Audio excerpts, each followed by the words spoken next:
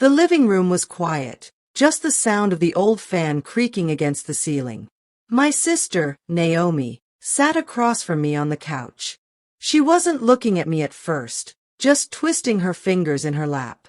When her eyes finally met mine, they carried years of pain I had tried to ignore.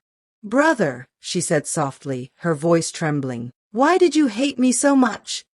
The words hit me like a punch to the chest. I leaned back, pretending I didn't hear her right, but I did. I heard every syllable. My throat tightened. For years, I thought I had buried everything deep enough that she would never ask me this question. But here she was, sitting in front of me with tears threatening to spill down her cheeks. I wanted to tell her I never hated her, but the truth was complicated. Growing up in our small house on the south side, with Mummy working 2 jobs and Daddy gone before we could even remember his face, life had already been hard. But Naomi made it harder for me, or at least that's how I had always seen it.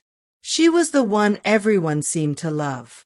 Teachers, neighbors, even Mummy. And me. I was the one always in trouble, always being compared to her. Every good grade she brought home was a reminder of my failures. Every smile Mummy gave her felt like a stolen piece of the love I desperately wanted. So when she asked me that question, I froze. Because deep down, I knew she wasn't wrong to feel that way. Naomi was born 2 years after me. Folks used to call us the twins that ain't twins, because everywhere she went, I was right behind her, and everywhere I went, she followed. At least in the beginning. Mummy loved to tell the story of how, when we were little, I used to hold Naomi's hand crossing the street, even though I was barely taller than her. But somewhere along the way, things changed. When we started school, teachers noticed Naomi first. She was smart, quick to answer questions, and her smile could melt the hardest heart. They would say things like, "Naomi is such a bright child. You must be so proud." And then they'd glance at me, shake their heads, and say, "Derek, you could learn a lot from your sister."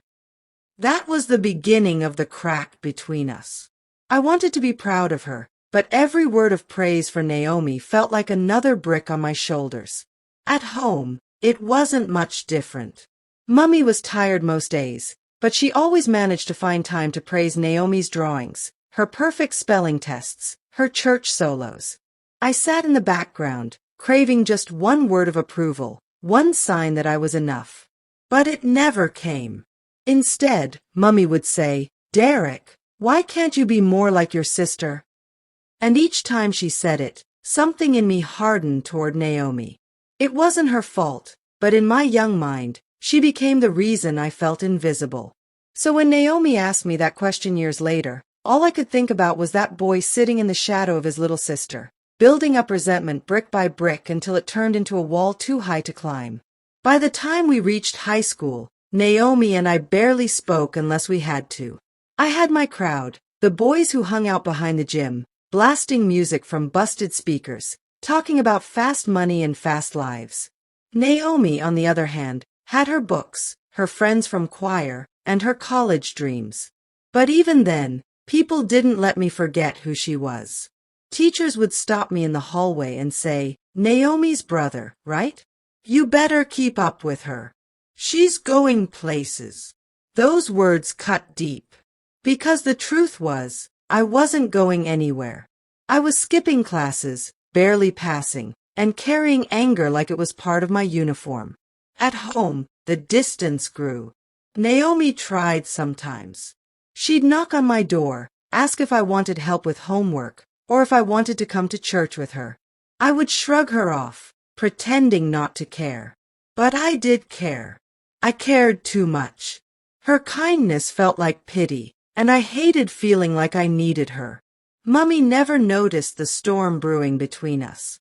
She was too busy trying to keep food on the table, working long shifts at the nursing home. If she did notice, maybe she thought we'd grow out of it. But I didn't grow out of it. Instead, I fed on it.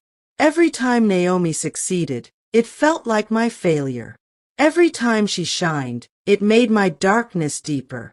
So when she asked me years later, "Brother, Why did you hate me so much? All those memories came rushing back. The rivalry I never admitted to, the resentment I never explained, it all sat heavy on my chest, daring me to speak the truth.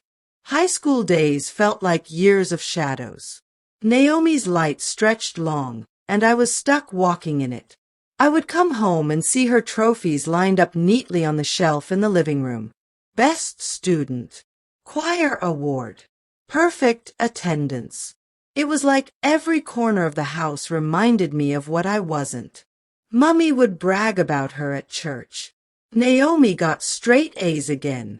My girl's going to make it big one day. Then somebody would ask about me, and Mummy would clear her throat, smile weakly, and say, "Derek's still finding his way." That line burned me worse than anything. I started hanging out more on the streets just to get away from home. My boys, Tyrone, Marcus, and Jamal, understood what it felt like to be overlooked. We made our own family out there.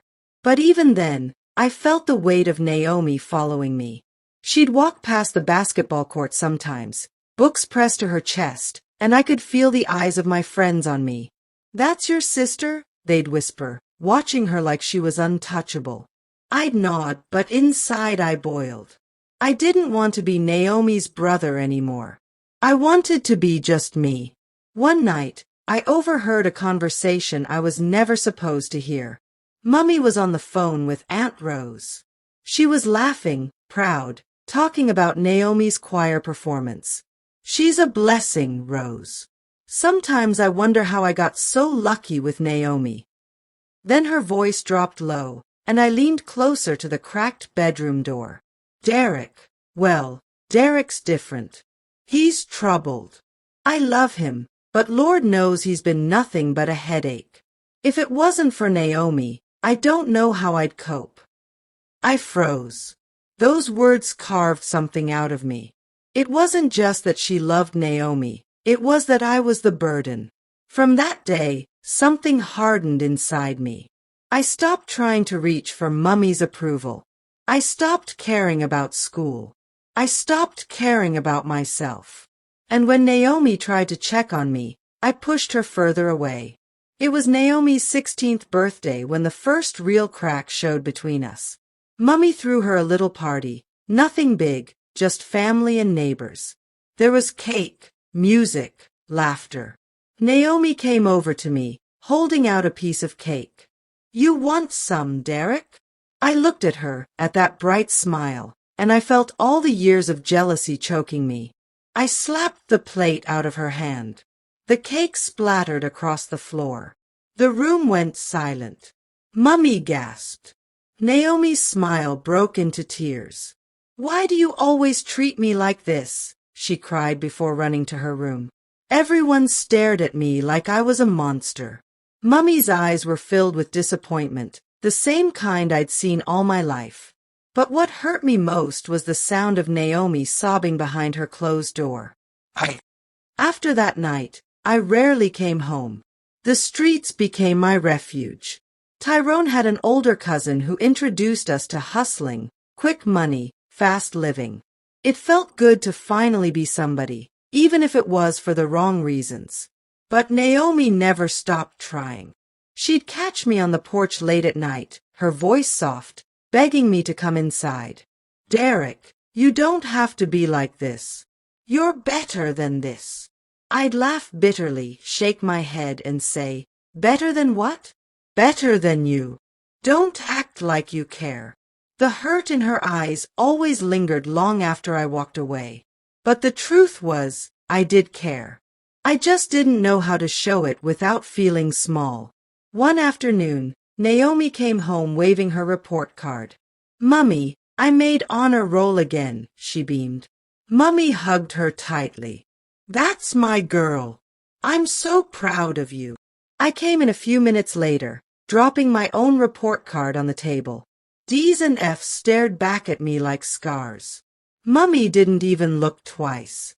She just sighed, shook her head, and said, "Derek, I don't know what to do with you." Naomi tried to lighten the mood.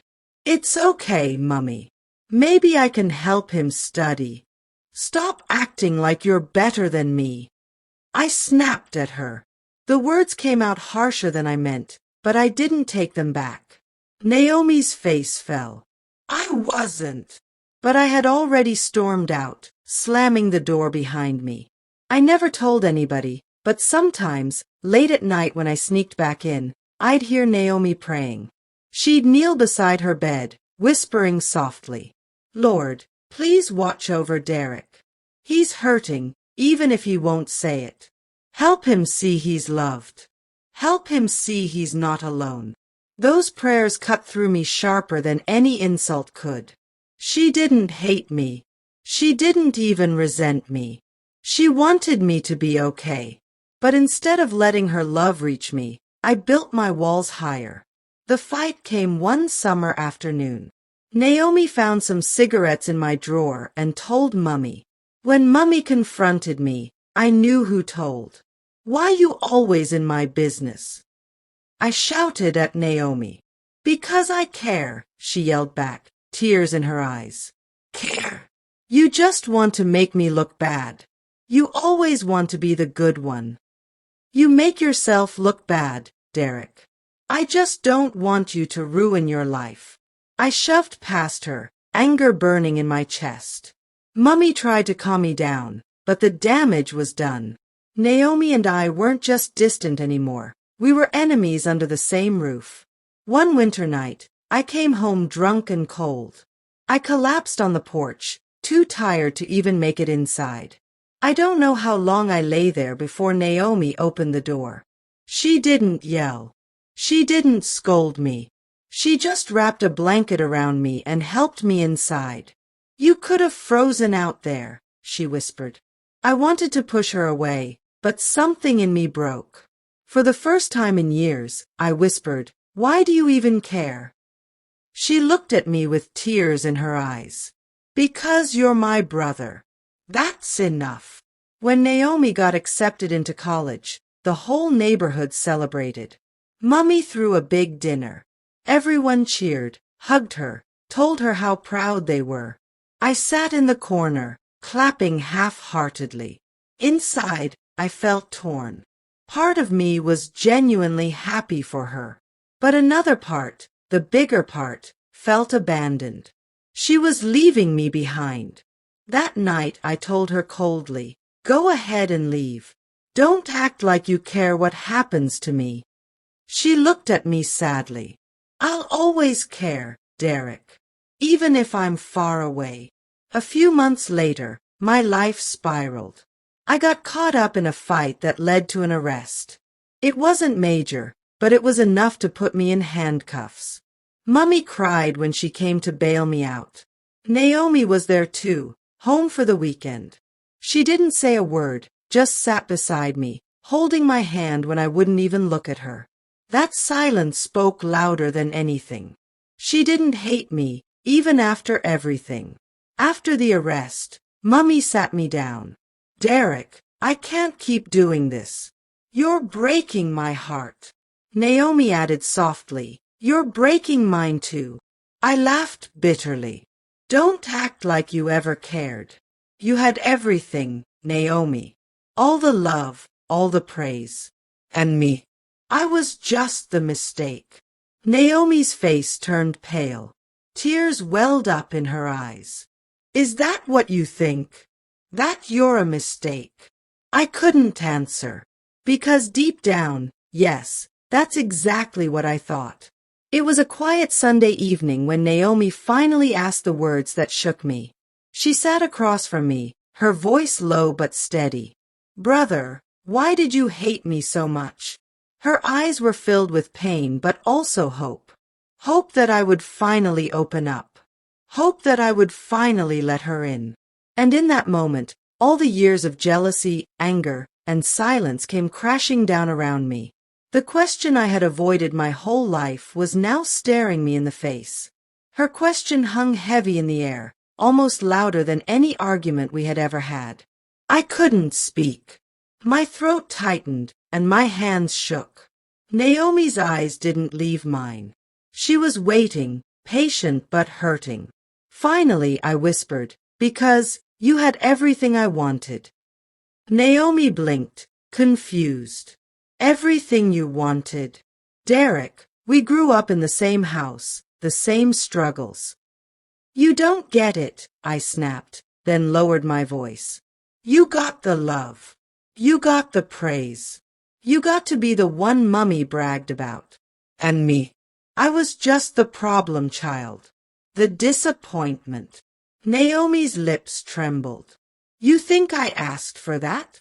You think I didn't notice how Mummy treated us differently? Do you know how guilty I felt every time she compared you to me? Her voice cracked, and for the first time, I realized she wasn't the enemy. She was just as trapped in the cycle as I was. Naomi leaned closer. Derek, do you know how many nights I cried because I couldn't fix it? Because I wanted us to be close, but you pushed me away. I looked down. My heart ached. You hated me, she continued softly, but I never hated you. I loved you. I prayed for you. I begged God to heal whatever was broken between us. And still, you wouldn't even let me sit beside you without pushing me away. Her tears flowed freely now, and guilt hit me like a wave. All the years I had seen her as my enemy, she had been fighting for me. That same night, Mummy overheard us. She walked into the room quietly, her face tired, her eyes watery. Derek, she said softly, your sister's right. I made mistakes. I thought pushing you hard would make you strong, but instead, I pushed you away. I compared you to when I shouldn't have. I didn't realize how much I was hurting you. Her voice broke. Son, you were never a mistake. You were my firstborn. My boy. I love you. I just didn't know how to show it. Hearing Mummy admit that shook me. All those years of feeling invisible, unloved, unwanted, it wasn't because she didn't love me. It was because she didn't know how to balance her love. I couldn't hold it anymore. Tears burst out of me like a flood. I buried my face in my hands, ashamed to cry but too weak to stop. Naomi reached over, placing her hand gently on my shoulder. It's okay, Derek. You don't have to carry it alone anymore. Mummy sat beside me too, wrapping her arms around both of us. For the first time in years, I felt the warmth of family instead of rivalry. Through my sobs, I whispered, I just wanted to be enough. You've always been enough, Naomi said. You just couldn't see it. The next morning, I found Naomi in the kitchen making breakfast. I stood there awkwardly, unsure how to begin. Finally, I said, I'm sorry. She looked up, surprised. For what? For everything. For hating you when you didn't deserve it. For treating you like you were the reason for my pain. You didn't deserve any of that. Naomi set down the spoon and hugged me tightly. I forgive you, Derek. I always forgave you. I just needed to hear you say it. Her forgiveness felt like freedom. That day, I made a promise, to Naomi, to Mummy, to myself. I promised to try, to stop running from my pain, to stop blaming Naomi for everything I lacked. Naomi smiled when I told her. That's all I ever wanted, Derek. For you to try. I don't expect you to change overnight, but I believe in you. Her words lit a small fire of hope inside me. For once, I didn't feel like a lost cause. But healing wasn't easy. Every time Naomi shined, that old jealousy tried to creep back. One evening, she got an award from college, and people flooded the house to congratulate her. I sat in the corner, that familiar bitterness rising. Naomi noticed. After the guests left, she came to me. Derek, I don't want you to think my success takes anything from you. You have your own path. I believe in it. Her words cut through the darkness. Slowly, I realized my worth wasn't tied to her achievements. I started small, helping around the house, looking for steady work, spending less time on the streets. It wasn't easy, but Naomi cheered me on. See, she said one evening after I got a part-time job at a local store. I told you you're capable. I laughed nervously. It's just a job. No, she said firmly. It's a start. And that's something to be proud of. Hearing her say she was proud of me meant more than I ever expected. One night, Naomi and I sat on the porch together, watching the streetlights flicker. For the first time in years, we talked, really talked. I used to think you hated me just because of who I was, she admitted. I did, I said honestly. But it wasn't really you I hated. It was the way I felt invisible next to you. You were like the sun, and I was stuck in the dark. Naomi smiled sadly. I never wanted to be your shadow. I wanted to walk beside you. Those words stayed with me. Maybe it wasn't too late for us to walk side by side after all. The next Sunday, Naomi asked me to come to church with her. For the first time in years, I said yes. During the service, as the choir sang, I watched Naomi's face glowing with peace. And instead of feeling jealous, I felt proud. Proud that she was my sister. Proud that I was finally seeing her not as my rival, but as my family. After church, Naomi squeezed my hand. We're going to be okay, Derek. You and me. For the first time, I believed her. Maybe the past couldn't be erased, but the future? That was ours to write. Together. Healing wasn't instant. Even after our talk, I wrestled with old habits. Some nights, I still wanted to disappear into the streets, to numb myself with the wrong crowd. But Naomi's voice always echoed in my mind, I believe in you. One evening, Tyrone called, asking me to join him for a job. The old Derek almost said yes. But then I thought about Naomi and Mummy, how far we'd come, how close I was to losing it all again. I can't, man, I said finally. I'm trying to do better. For the first time, I chose family over the streets. The day Naomi graduated from college was like a festival in our neighborhood. Mummy cried, waving her hands in praise, and neighbors clapped and cheered. I stood in the crowd, watching her in that cap and gown. Instead of bitterness, I felt nothing but pride. When the ceremony ended, Naomi walked over to me and smiled. You came. Of course, I said, hugging her tightly. I wouldn't miss this for the world. She whispered, I'm proud of you too, Derek. For staying. Those words healed me more than she could ever know. I started taking classes at the community center, GED prep, job skills, even anger management. At first, it felt embarrassing, being the oldest in some of those classes. But Naomi encouraged me. Don't compare yourself to anyone, she said. You're building your future. That's all that matters. For once, I believed her. Slowly, I stopped seeing myself as the shadow of Naomi's success. I was becoming Derek, the man who could stand on his own. One night, Mummy collapsed at work. Stress, exhaustion, and high blood pressure caught up with her. At the hospital, Naomi and I sat side by side, holding hands. We weren't rivals anymore. We were partners, united in love for our mother. When Mummy woke, she whispered, seeing you two together, that's all I ever wanted. Her words reminded us how fragile life was. We couldn't waste another second on hate.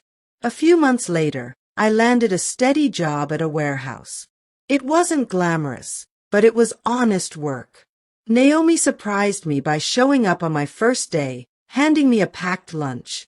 First day, little brother, she teased. Don't forget to eat. I laughed, shaking my head. I'm the older one, remember? Yeah, she grinned. But I'll always look out for you. For once, I didn't push her away. I let her love me. One evening, Naomi and I sat in the backyard, watching fireflies. She turned to me and asked softly, Do you still hate me? I shook my head, smiling faintly. No, I never really hated you, Naomi. I hated myself. I hated the way I felt invisible next to you. But I see now, you weren't my rival. You were my blessing. Naomi's eyes filled with tears. That's all I needed to hear. For the first time, peace filled the space between us. It wasn't easy forgiving myself for the years I wasted, the hurtful words, the distance I created. But Naomi kept reminding me, you're not the same person anymore. Don't live in the past. Mummy echoed her. Son, God gives us all second chances. Take yours and make it count. Slowly, I learned to let go of the guilt. The hate had robbed me long enough. We started making new memories as a family. Sunday dinners, movie nights, long talks. Naomi and I laughed like kids again, joking about silly things we missed while growing up apart. One day, Naomi said, "It feels good to finally have my brother back." I smiled, nodding. Feels good to finally be your brother. The past wasn't forgotten, but it no longer controlled us. One night, I sat at my desk and wrote Naomi a letter. I poured out everything I couldn't say aloud. Naomi, I thought you were my enemy, but you were my angel. You never gave up on me, even when I gave up on myself. Thank you for loving me through my hate. Thank you for reminding me who I am. I don't just call you my sister, I call you my best friend. When I handed her the letter, she cried and hugged me tightly. I'll keep this forever, she whispered. Years later, we sat on the same couch where Naomi had first asked me that painful question. This time, she smiled and asked again, Brother, why did you hate me so much? I laughed softly. I didn't hate you, Naomi. I hated the way I saw myself. But you, I paused, holding her hand. You were the one who saved me. Her eyes glistened with tears, but they were happy tears. We saved each other, she said. And in that moment, I knew the truth. Hate had stolen our childhood, but love had redeemed our future.